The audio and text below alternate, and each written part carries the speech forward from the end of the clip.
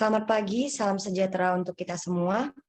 Yang saya hormati, Notulen, para peserta debat dari tim pro dan tim kontra, serta untuk teman-teman yang dapat hadir di Zoom meeting pada hari ini dalam rangka kegiatan debat bahasa Indonesia dengan mosi pergeseran kebudayaan lokal yang disebabkan oleh globalisasi. Sebelumnya perkenalkan, nama saya Emelia Enia Perbina-Pinem dari Program Studi Ilmu Administrasi Publik yang akan memimpin acara debat kita pada hari ini. Debat hari ini terdiri dari tim pro dan tim kontra. Sebelum pelaksanaan debat dimulai, saya akan membacakan tata tertib sebagai berikut. Pertama, perkenalan anggota tim. Setiap tim memperkenalkan dirinya selama 1 menit. Dapat diwakilkan oleh pembicara pertama atau tiap peserta dalam satu tim memperkenalkan dirinya masing-masing. Kedua, penyampaian pernyataan topik. Setiap tim menyampaikan argumentasinya terhadap pernyataan topik selama 3 menit, dimulai dari tim pro, dilanjutkan oleh tim kontra. Ketiga adalah debat sesi pertama. Setiap tim mengomentari argumentasi tim lain selama 4 menit. Misalnya, tim pro mengomentari argumentasi tim kontra, dan seterusnya. Tugas ini dapat dilakukan oleh setiap pembicara dan tetap memperhatikan waktu. Keempat adalah debat sesi kedua. Dalam kurun waktu 4 menit, setiap tim memberikan sanggahan, pertanyaan, dan pernyataan sebagai bukti untuk menguatkan argumen masing-masing. Sesi ini dapat dilakukan oleh setiap pembicara dalam satu tim dan tetap memperhatikan waktu. Berikutnya masuk pada sesi simpulan yang akan dibacakan oleh Notulen dan diakhiri dengan kesimpulan debat juga dari Notulen. Langsung saja, sesi perkenalan pertama, saya persilahkan kepada tim pro. Baik, terima kasih moderator. Kami dari tim pro beranggotakan 3 orang. Saya sendiri Robert Vincentius Naibahu sebagai pembicara pertama, dan Dery Sembiring sebagai pembicara kedua, dan Bower Dinata Aritonang sebagai pembicara ketiga. Baiklah, terima kasih tim pro. Saya persilahkan untuk tim kontra memperkenalkan timnya. Dari tim kontra. Pembicara pertama dengan saya sendiri, Grace Natalina, pembicara kedua Lydia Hasita Timura, dan pembicara ketiga Aprilia Kodratin Fatona. Terima kasih kepada tim pro dan tim kontra. Langsung saja kita mulai sesi penyampaian argumentasi. Tetap saya ingatkan, waktunya hanya 3 menit per tim. Baiklah, langsung saja saya persilahkan tim pro dimulai dari sekarang.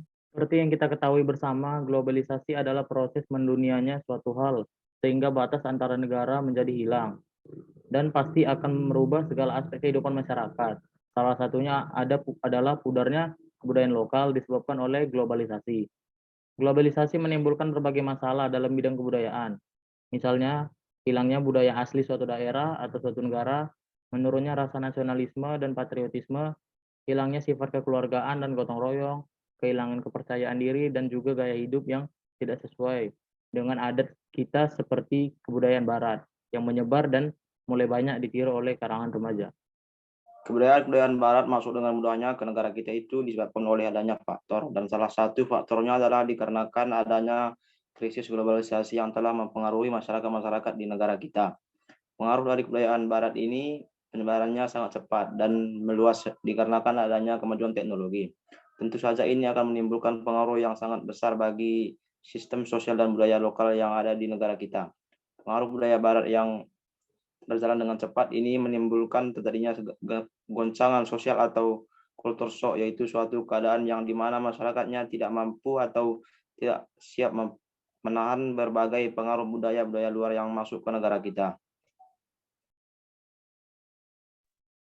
Oke, sebagai contoh kasus, saya mengambil dari jurnal ilmiah, di mana contoh kasus ini akan memperkuat pendapat kami dari tim pro, di mana globalisasi itu memang berdampak negatif bagi kebudayaan lokal kita. Pada kesenian tradisional wayang orang ini tampak sepi, di mana sekarang sudah sangat jarang ditampilkan kesenian wayang-wayangan. Hal ini sangat disayangkan mengingat wayang merupakan salah satu bentuk kesenian tradisional dari Indonesia yang sangat kaya akan pesan-pesan moral dan merupakan salah satu agen penanaman nilai-nilai moral bagi generasi muda. Contoh lainnya adalah kesenian ludruk dan ketoprak yang sekarang ini tengah mengalami mati suri. Wayang orang dan ludruk ini merupakan contoh kecil dari nilai terdepatnya kesenian tradisional. Baiklah, dilanjutkan dari tim kontra, dimulai dari sekarang. Baik, terima kasih kepada moderator. Globalisasi adalah istilah yang barangkali sudah tak asing lagi di telinga kita.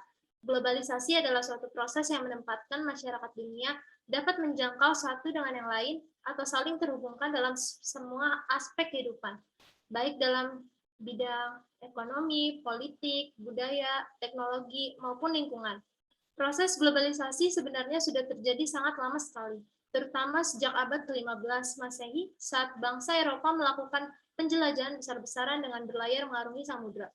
Globalisasi pada saat ini ditandai dengan pesatnya perkembangan zaman, di mana banyaknya kemajuan di bidang teknologi hampir di seluruh bidang. Dengan adanya kemajuan teknologi dan komunikasi, sangatlah mudah untuk membagikan informasi ke seluruh dunia. Hal ini pasti berdampak terhadap kebudayaan lokal. Kemajuan teknologi dan komunikasi memberikan peluang besar untuk kita memperkenalkan kebudayaan lokal milik negara kita ke seluruh dunia. Maka dari itu, banyak wisatawan mancanegara yang ingin mempelajari langsung tentang budaya kita, bahkan sampai datang ke negara kita. Hal ini juga membantu negara kita dalam bidang pariwisata. Saya selaku pembicara 2 tidak setuju mengenai argumen dari tim pro, karena kita sebagai masyarakat Indonesia harus selalu melestarikan kebudayaan yang sudah sejak lama dilestarikan oleh leluhur kita. Di sisi lain, globalisasi memiliki peran yang penting menurut saya. Globalisasi justru bisa membuat budaya Indonesia semakin dikenal oleh negara lain. Globalisasi tidak selamanya harus dipandang buruk. Di zaman teknologi, globalisasi sangat dibutuhkan dalam kemajuan iptek. Karena tanpa cepatnya informasi yang didapatkan dari globalisasi, suatu negara bisa tertinggal karena kurangnya informasi. Hingga saat ini, Indonesia masih gencar mempromosikan budaya Indonesia dalam kancah internasional. Buktinya, masyarakat luar lebih mengenal budaya Indonesia dibandingkan masyarakat Indonesia. Sebagai contoh adalah batik, hasil dari budaya Indonesia. Batik tersebut belakangan ini termasuk salah satu budaya yang diminati oleh masyarakat luar. Munculnya tren ini dikarenakan batik telah ditetapkan oleh UNESCO pada hari Jumat tanggal 2 Oktober 2009 sebagai warisan budaya Indonesia. Dan hari itulah ditetapkannya sebagai Hari Batik Nasional. Dari argumentasi yang telah disampaikan sebelumnya, tim kami menyimpulkan bahwa perkembangan globalisasi tidak hanya membawa pengaruh negatif, melainkan ada juga pengaruh positifnya. Sebagai masyarakat Indonesia, kita harus memiliki kepedulian dan kesadaran untuk menjaga, mempelajari, serta melestarikan, sehingga kebudayaan lokal yang sangat kaya di Indonesia ini tetap utuh dan tidak punah apalagi sampai dibajak atau dicuri oleh negara lain, karena kebudayaan merupakan identitas suatu bangsa dan negara. Baiklah, terima kasih argumen yang sangat luar biasa dari tim pro dan tim kontra. Langsung saja kita masuk ke debat sesi pertama yang akan berlangsung selama 4 menit. Kepada tim pro, saya persilahkan dimulai dari sekarang. Globalisasi sangat mempengaruhi kebudayaan lokal Indonesia, terbukti dengan berbagai contoh yang sudah kami berikan di sesi argumentasi. Bukan hanya wayang saja yang menjadi contoh dampak globalisasi terhadap kebudayaan lokal. Kami mengambil satu contoh lagi, yaitu ulus. Ulus yang dulunya dibuat dengan menenun, sekarang karena adanya globalisasi, pembuatan ulus bisa dengan mesin karena lebih mudah dan praktis. Tetapi bagaimanapun, kemudahan yang dihasilkan oleh globalisasi tetap lebih berkualitas jika kita membuat ulus dengan cara menenun atau manual. Bukan hanya kualitas yang berbeda, tetapi kebudayaan atau kebiasaan menenun ulus pun sudah mulai pudar, bahkan sudah mulai hilang seiring berjalannya waktu. Mungkin beberapa orang masih menenun ulus tanpa menggunakan mesin, tapi mayoritas sudah tidak mengenal atau tidak mengetahui cara membuat ulus secara manual. Yang orang kenal hanya ulus, dan untuk mendapatkan ulus tinggal membelinya saja. Jadi dari contoh-contoh yang sudah kami berikan, globalisasi memang sangat berpengaruh terhadap pudar dan hilangnya kebudayaan lokal Indonesia.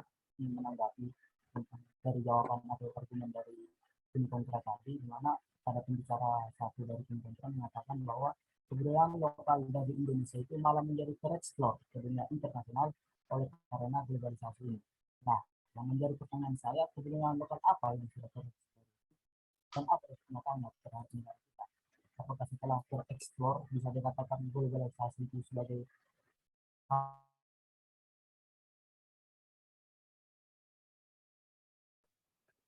Dan aku juga ingin bertanya setelah mendengar argumen dari tim kontra yang menjadi pertanyaan kami, apa efek globalisasi pada diri sendiri dan apa dampaknya dalam kehidupan sosial di daerah kita sendiri. Baik, saya ingin menanggapi pertanyaan dari Bowar. Kebudayaan lokal yang sudah tereksplor sangatlah beragam. Contohnya, bambu angklung yang berasal dari Jawa Barat mendapat pengakuan dari UNESCO dan dinobatkan sebagai bagian dari World Heritage. Seni wayang yang sudah masuk ke dalam UNESCO sejak tahun 2003, batik, tari saman, gamelan, dan masih banyak lagi.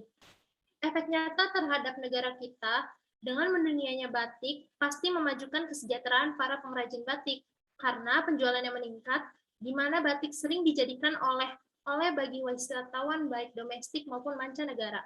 Dengan tereksplor dan diketahui orang Barat, banyak komunitas-komunitas kebudayaan yang muncul dan mau belajar mengenai budaya kita dan terus melestarikannya. Karena semakin banyaknya permintaan untuk pementasan sehingga terbukanya lapangan pekerjaan. Baik, selanjutnya saya akan menjawab pertanyaan dari Dery. Menurut saya, efek dari globalisasi bagi diri sendiri itu, seperti yang saya bilang, adalah dengan kemajuannya iptek informasi yang kita dapat, jadi semakin banyak. Kembali lagi ke masing-masing pribadi, kita harus memilah informasinya. Tidak boleh diterima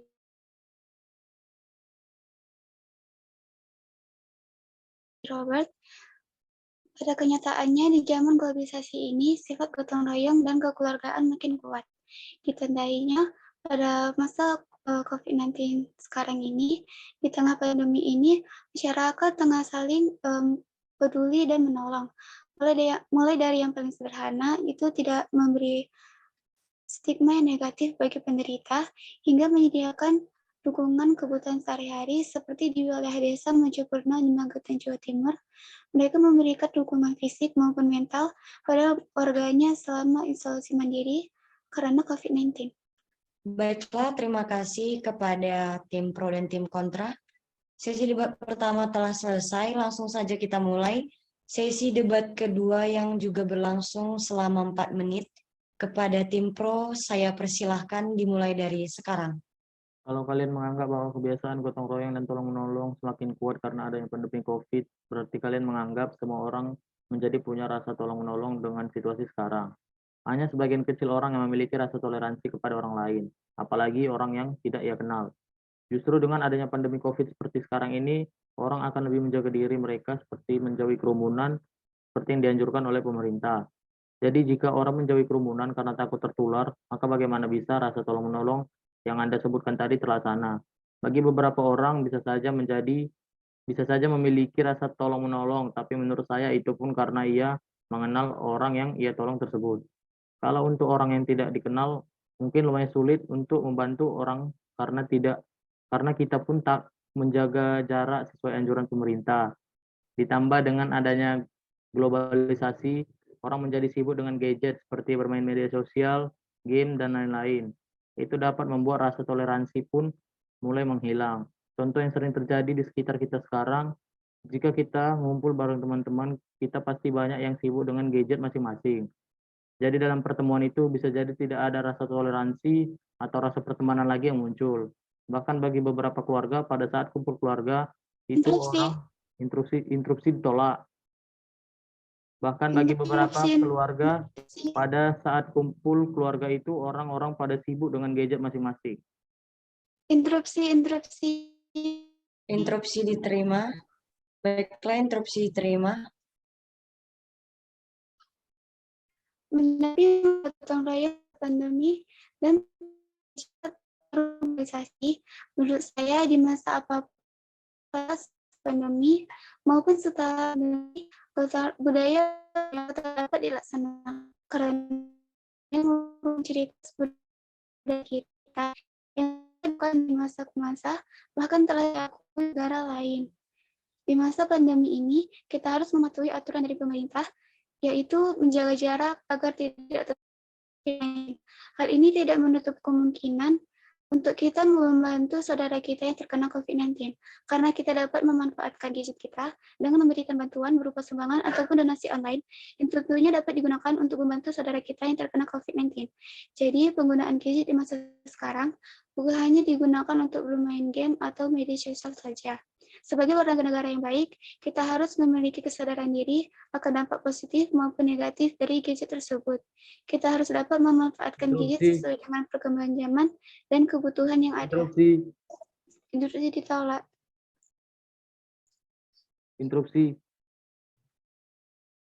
Interupsi ditolak. Saya persilakan pembicara kedua tim pro untuk menanggapi jawaban dari tim kontra di sesi debat pertama. Di sini saya juga ingin menyampaikan tentang efek globalisasi pada diri saudara. Ketika saudara menjawab bahwa perkembangan iptek membuat saudara mendapat informasi jauh lebih mudah dan banyak, berarti secara tidak langsung saudara mengatakan bahwa budaya kita yang mendapat info dari media cetak berupa koran atau buku-buku referensi semakin berkurang. Maka dari itu kami tetap mengatakan bahwa globalisasi itu memang telah benar-benar mengubah kebudayaan lokal kita. Mari kita lihat para orang tua sekarang, yang duduk di warung, terkadang sudah banyak yang tidak melihat sekelilingnya lagi karena sudah fokus bermain bersama gadgetnya. Yang diakses pun tidak berita lagi, tetapi game online seperti skater. Berbeda dengan orang tua zaman dulu yang masih bergumul akibat membaca berita yang disajikan pada koran yang diletakkan di atas meja.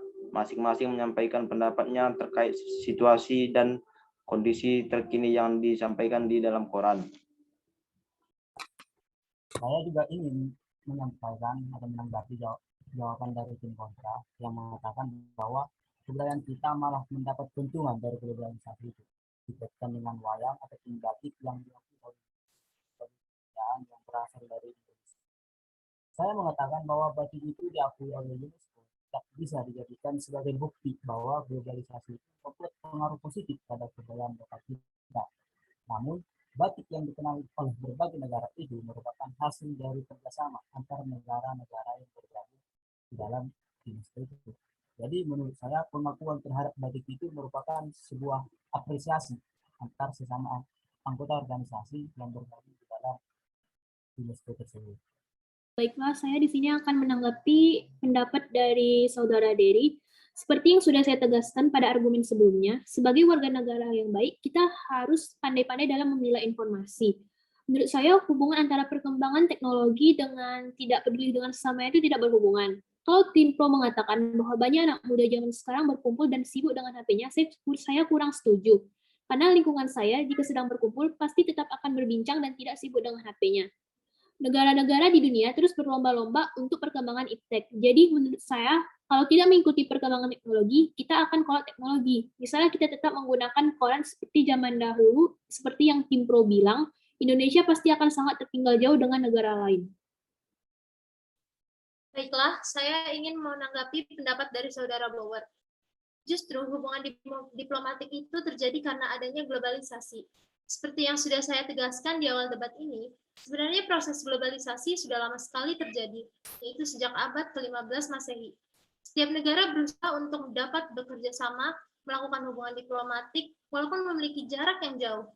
Dengan adanya globalisasi, yaitu salah satunya perkembangan zaman, setiap negara bisa berkomunikasi dengan baik tanpa harus berjumpa. Jika saudara merasa pengakuan dari UNESCO hanya sebagai bentuk penghargaan, artinya Anda belum memahami apa itu UNESCO. UNESCO adalah lembaga khusus PBB di mana tugas utamanya fokus terhadap situs-situs sejarah dan budaya, di mana artinya mereka ikut serta melestarikan budaya-budaya di dunia ini. Dengan diakuinya, seluruh dunia mengetahui apa dan dari mana batik itu berasal. Banyak orang mancanegara yang mulai menggunakan batik, dan hal ini membuat penjualan batik meningkat, sehingga berdampak terhadap kesejahteraan para pengrajin, meningkatkan devisa negara, dan tetap melestarikan batik yang merupakan salah satu kebudayaan lokal kita. Jika tidak ada globalisasi, mungkin batik tidak bisa sampai di saat ini. Di mana pada saat ini, batik memiliki hari peringatan batik nasional yang diperingati setiap tanggal 2 Oktober. Baiklah, terima kasih. Debat sesi kedua telah berakhir. Selanjutnya yaitu penyampaian kesimpulan dari setiap tim. Tim Pro, saya persilahkan dimulai dari sekarang. Baik, dari semua argumentasi yang sudah kami sampaikan dan juga dari berbagai kasus yang sudah kami sampaikan, kami dari tim Pro menunjukkan bahwa melalui globalisasi budaya kita benar sudah luntur. Globalisasi juga telah membuat masyarakat lebih tertarik untuk mengetahui dan mempopulerkan kebudayaan dari luar. Dan hal ini membuat minat masyarakat untuk mengetahui kebudayaan itu sendiri sudah mulai memudar atau bahkan tidak ada lagi. Kesimpulan dari tim kontra adalah globalisasi tidak selalu membawa dampak negatif.